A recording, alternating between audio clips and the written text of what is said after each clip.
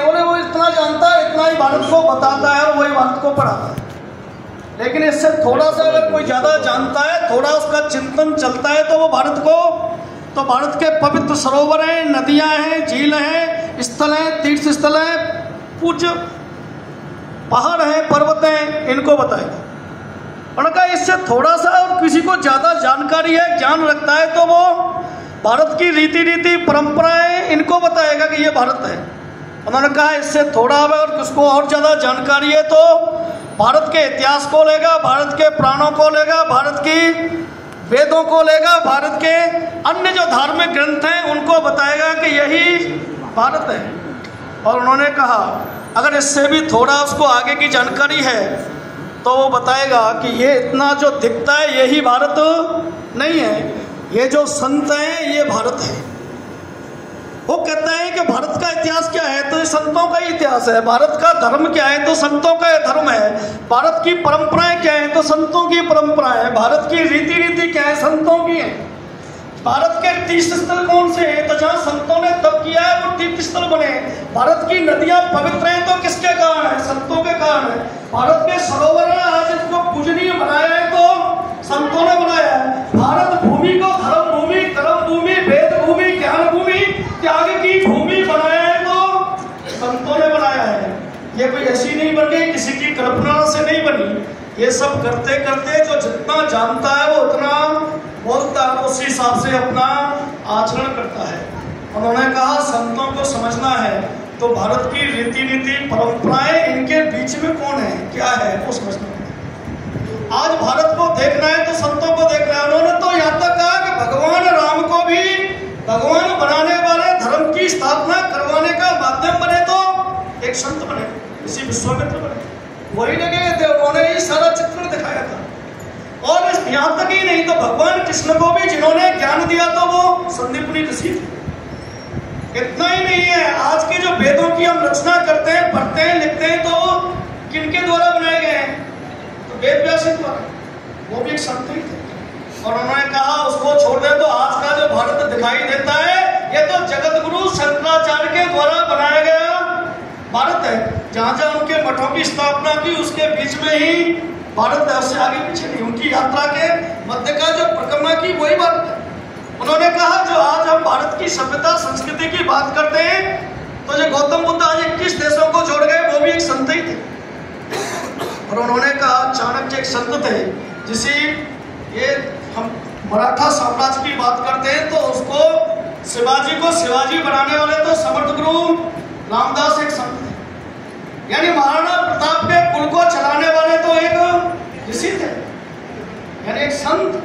और ये जितनी बड़ी पंजाब की संत परंपरा है तो नानक देव भी एक संत थे।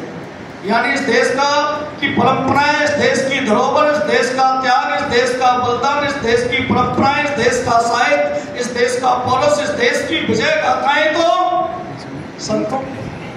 इसलिए उन्होंने कहा जब तक संत है इस देश को कोई खतरा नहीं हो सकता। संत को जब तक है तब तक ये देश मिट नहीं सकता।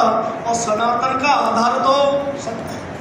और उन्होंने ऐसे नहीं कहा, उन्होंने जब कहा और बताना स्टार्ट किया तो उन्होंने कहा इस देश में जब से मुसलमानों का आना स्टार्ट हुआ तब से उनको जो देखा वो उन्होंने नष्ट किया। उन्होंने पहला काम किया, जितने उस समय के राज्य थे, राजा थे, सेना थी, प्रजा थी, नष्ट कर दिए, भारत नष्ट नहीं हुआ। उसके बाद उन्होंने जितने खेत थे, कल्याण थे, नष्ट कर दिए, भारत नष्ट नहीं हुआ। उसके बाद जितने हमारे गुरुकुल थे वो सब नष्ट कर दिए, भारत नष्ट नहीं हुआ। उसके बाद उन्होंने जितने हमारी उस समय की यूनिवर्सिटियां थी, वेद थे, पुराण थे, ग्रंथ थे, आग लगा दी, दो साल चलते रहे, भारत नष्ट नहीं हुआ। जितने उस समय के मंदिर थे, मठ थे, तीर्थ स्थल थे, नष्ट कर दिए, भारत नष्ट नहीं हुआ। जिस समय की जितनी पवित्र नदियां थी, सरोवर थे, उन सबका उन्होंने मान भंग किया, नष्ट करने की कोशिश की, लेकिन भारत नष्ट नहीं हुआ। क्यों? क्योंकि इन सब में भारत नहीं था। जिसके अंदर भारत है, जिसके दिल में भारत है, वो जिंदा था और उसने इस भारत को पुनः खड़ा कर दिया। न परंपराएं नष्ट हुई, न रीतियां नष्ट हुई, न तप नष्ट हुआ, न त्याग नष्ट हुआ, न धर्म का पक्ष लेके धर्म के लिए जीने वाले लोगों की संख्या कम होने दी। ये भगवान राम जी का मंदिर का प्रत्यक्ष जो संघर्ष है, तो किसका संघर्ष है? विश्व हिंदू परिषद तो 1984 में बनाया है, उससे पहले तो था ही नहीं। ये देश तो आजाद हुआ तो किन्होंने किया? तो संतों ने कराया। जब 1857 की क्रांति फेल हो गई, लगता था सब खत्म है, नष्ट है, कुछ बचना नहीं है, तो एक संत खड़े हुए दयानंद सरस्वती। 1875 में उन्होंने आर्य समाज की स्थापना की, प्राचीन दुनिया छोड़ के चले गए, लेकिन पूरे देश की सारी परंपराएं जो आज देश जिन पे अभिमान करता है उन्होंने करी। वो 83 में गए, 84 में विवेकानंद निकल गए और भारत को भारत दुनिया में डंका बजा दिया। विवेकानंद के जाने के बाद 1904 में उनकी शिष्या खड़ी हो गई और उन्होंने ये भारत माता का चित्र जो आज हम देखते हैं, ये तो उनके द्वारा स्थापित है। यानी अनेक संत उस समय भी थे, और आज जिस विश्व हिंदू परिषद की बात करते हैं वो भी एक संत की देन है।